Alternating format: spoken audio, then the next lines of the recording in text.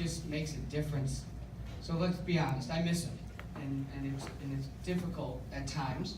I think what I miss most is his wisdom, his compassion, his camaraderie, and guidance.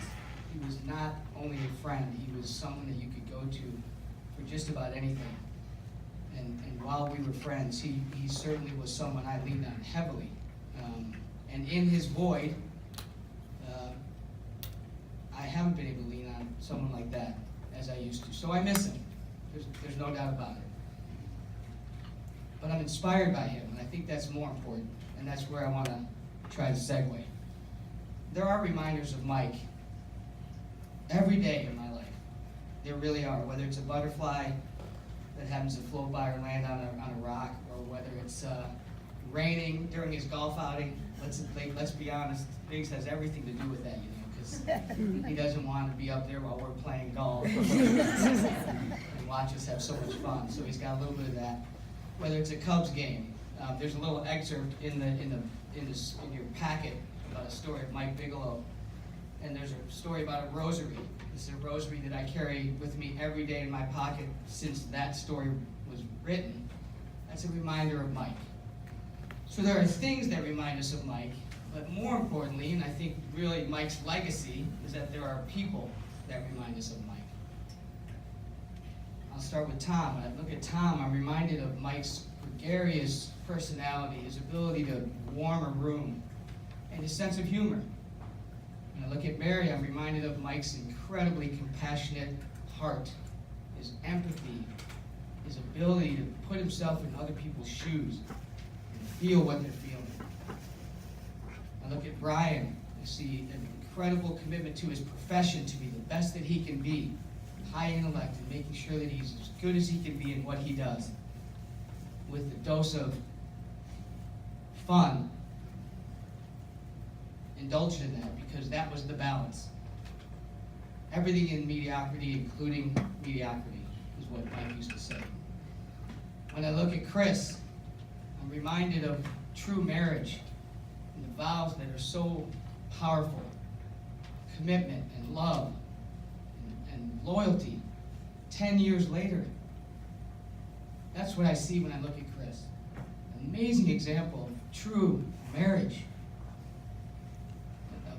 of a true family. People reminding me of Mike.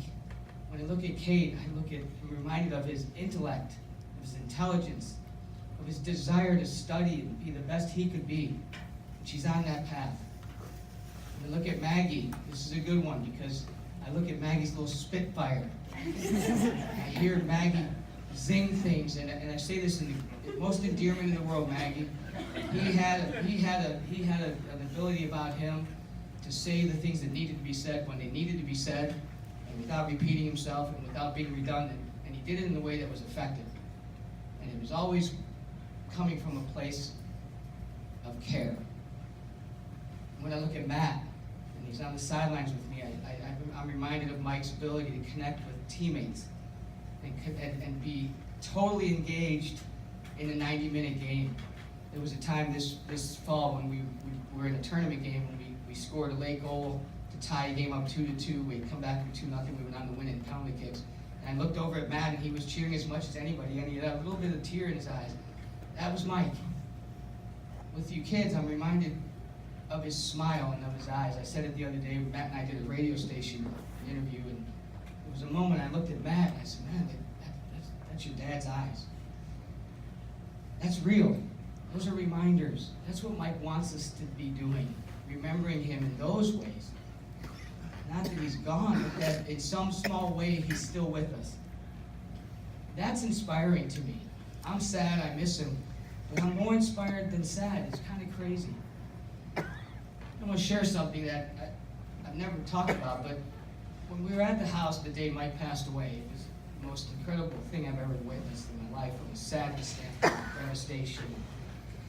The kids were sitting around Mike, and he was in his chair, and there were about 25 of us. And it was crazy. It was how do you process this? What's happening? And we see him fading, and it's right before your eyes. And I don't know that anyone in their life would experience something like this. Certainly, I wasn't prepared for that. But his gift was that he wanted us to be there. So we were there. And I'm telling you something. It was the most spiritual moment I've ever experienced in my entire life. And I'm a strong Christian, Catholic man, and I'm proud of that. Something happened that day. There was a transformation. When Mike actually passed, it was tangible. I felt it. I saw it. It passed through him and into his children and his wife. It was crazy. I could feel it. I didn't know what it was at the time, but it was something. And maybe at the time I think it was hope and stay strong and believe in your dreams. I think he was giving the power to his children and his wife to hang in there. It's going to be okay. It's going to be okay. As I reflect 10 years later on that moment, you know what it was? Abundance. It was abundance that he was passing on. It was the abundance of the greatest gift that he had. Relationships. And as you come in here and sit in this room, and I'm overwhelmed with Mike's blessings of abundance to the thing that was most important to him. You. Every one of you. And if you knew him, you were his best friend, and vice versa. And he did that with 300,000 people. His abundance is our gift. I ask you only to recognize that. We talked about the day of his funeral being Biggs inspired.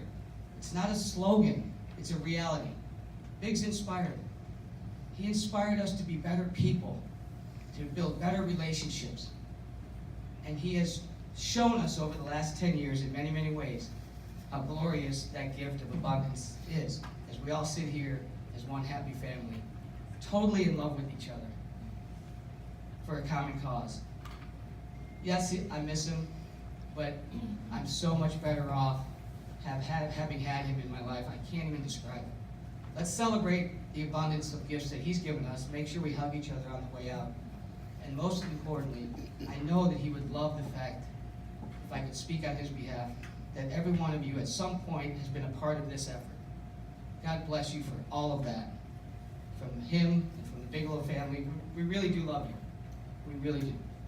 Thank you so much.